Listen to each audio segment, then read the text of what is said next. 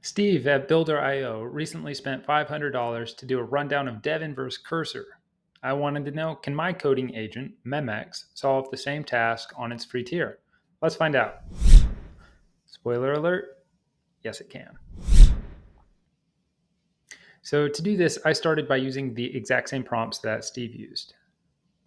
The Memex agent runs locally on your computer and it's optimized to work with Claude Sonnet. When I gave Memex this instruction, it started by creating a new project to clone the repo to. A Memex project is essentially a working directory on your machine that can also group conversations together. So after cloning the repo, Memex read the README, then it set up a virtual environment. Okay, so now it's proceeding to create a new script that uses the NitroFusion model to generate an image given a prompt. Cool. So now it's generating the image. This took about 3 minutes on my Mac the first time I ran it, so I made a few cuts just to speed this up a bit. Cool. So we've got the first image generated, so now let's try the second prompt that Steve used.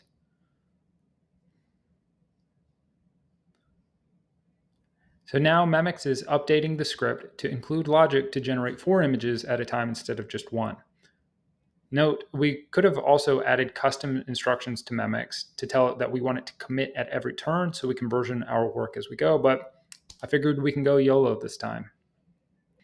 Memex is performing diff editing with Claude Sonnet, and it can do multi-file edits, just like you would expect from Cursor or Devin, but it's a stripped down, simple user experience. It even has a chat mode with search that lets you do ChatGPT or Perplexity-like chat and LLM search. Okay, so now we have our 4 images. Let's move on to the last prompt. Let's have it create a web UI that lets us generate images given a prompt. In Steve's video, he pointed out that the NitroFusion repo has a web UI listed as a to-do item. So he tried it as a real-world use case for a coding agent. I've given the exact same prompt to Memex that Devin struggled with. Memex chose to implement this as a Streamlit app, which is sensible for the use case. It's developing and running this locally, but we could also have chosen to deploy it using Memex's secrets management. All right, so we've got the app running now. Note, all of this worked on its first time. It looks like it didn't get its bonus points. Remember, Steve's prompt said bonus points if it generates in real time as I type. I'm typing now and the app is not generating.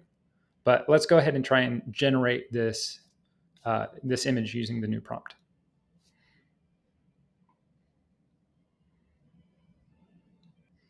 Cool, so the image generation is working.